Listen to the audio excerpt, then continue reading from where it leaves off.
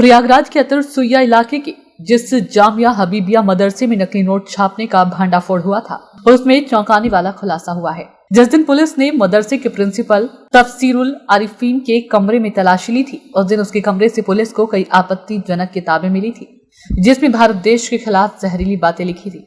जिस किताब को पुलिस ने बरामद किया, उसमें आरएसएस के बारे में काफी आपत्तिजनक चीजों को लिखा गया है। किताब का जो मजनूनन सामने आया, उसमें देश को चलाने में आरएसएस का ही हाथ बताया गया है और ये लिखा गया है कि आरएसएस ने मुसलमानों के खिलाफ क्या क्या काम किए। इसके अलावा ये भी लिखा गया है कि आरएसएस के बगैर देश में एक पत्ता भी नहीं हिल सकता और आरएसएस पूरी तरह एक आतंकवादी संगठन है। किताब सामने आने के बाद आज मदरसे में खुफिया विभाग की टीम और पुलिस एक बार फिर मदरसे पहुंची और मदरसे के इंतजामकार से लंबी पूछताछ की। पुलिस ने मदरसे में रुके सभी मौलानाओं का नाम और पता भी नोट किया। हालांकि मदरसे के प्रिंसिपल के कमरे से बरामद किताबों के बारे में मदरसे के लोगों को जानकारी नहीं थी।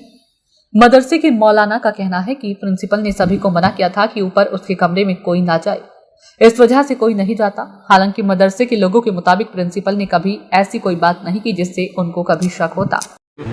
जहाँ से नकली बरामद हुई थी, वहाँ से कुछ किताबें मिली, आप किताब नहीं, किताबें तो उस वक्त तो कुछ नहीं थी। अच्छा, पुलिस की टीम आई हुई है, किस अंदर में लोग आए, किस ताल्लुक आपसे बात नहीं आई? कल आए थे और पहले दिन आए थे, उनको सब वो लेके गए थे। 2 आदमी को, एक वो हमारे मोहतमिम भी थे, उनको शक के बिना पे उनको ले गए थे, लेकिन ऐसा कोई है नहीं। बताया गया था ना कि नकली नोट कुछ लोग ऊपर छाप रहे थे। हाँ, बताया गया जी जी। तो आपको इसकी जानकारी थी क्या कुछ? आप नहीं, कुछ नहीं जी। ऊपर असल में सब उनकी फैमिली रहती है और मोहम्मद तफसीरुल आरिफीन जो हैं जी जी, उनकी अम्मा हाँ हाँ हाँ, ऊपर रहती हैं। अच्छा, और यही दोनों आदमी रहते थे और तीसरा कोई नहीं रहता था और कोई जाता भी नहीं था ऊपर जी। आप सबको मना था। आप किस उस पर हैं, पद पर हैं? मैं क्लर्क हूँ। अच्छा जी। तो अभी ये कहा जा रहा है कि मदरसे से एक किताब मिली है जो एसएम मुशर्रफ जो पुलिस आईजी साहब हैं, उन्होंने लिखी थी। उसमें लिखा हुआ है कि आरएसएस देश का सबसे बड़ा आतंकवादी संगठन है। इस तरह की किताबें कुछ मिली है मदरसे? नहीं, ऐसा कुछ नहीं है। आपकी जानकारी में नहीं है? नहीं। अच्छा, तो क्या होता था ऊपर? जी, ऊपर क्या होता था? ऊपर मुझे हम लोगों को कुछ मालूम ही नहीं, ऊपर जाते ही नहीं थे तो कौन मालूम। अच्छा मौलाना साहब, ये बताइए कि जो प्रिंसिपल साहब थे तफसीरुल आरिफीन, हाँ, वो किस सोच के थे? क्या उनकी आपकी कुछ बातचीत से लगता था कि किस तरह की किताबें पढ़ते होंगे, कुछ क्या बातें करते होंगे?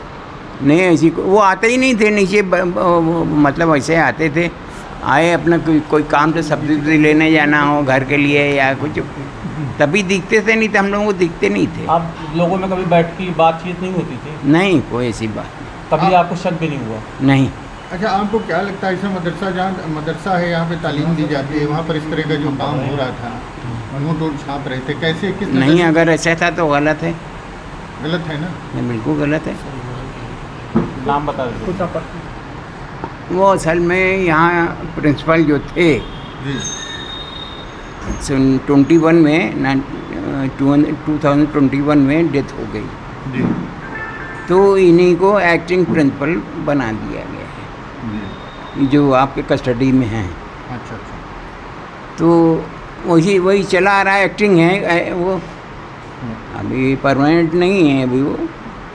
अब 1 आध साल में वो ऐसा होता है, 5 साल बाद होता है। ठीक। पुलिस ने पिछले हफ्ते इसी मदरसे से नकली नोट छापने का भांडाफोड़ किया था, जिसमें मदरसे का प्रिंसिपल सहित 4 लोग गिरफ्तार हुए थे। नकली नोट के बिजनेस का मास्टरमाइंड ओडिशा का मौलाना जाहिर था और प्रिंसिपल भी ओडिशा का ही है। दोनों ने मिलकर ही नकली नोट का धंधा मदरसे में शुरू किया था और अब प्रिंसिपल के कमरे से आपत्तिजनक और भड़काऊ पुस्तक मिलने से मामला फिर सुर्खियों में है। अब पुलिस कोर्ट में रिमांड अर्जी दाखिल करके आरोपियों की रिमांड लेकर पूछताछ करेगी, जिससे ये साफ होगा कि ओडिशा के दोनों मौलाना प्रयागराज में किस मकसद से आए थे और उनके दिमाग में भारत को लेकर क्या चल रहा था। क्या दोनों मौलाना किसी कट्टरपंथी विचारधारा वाले संगठन से तो नहीं जुड़े?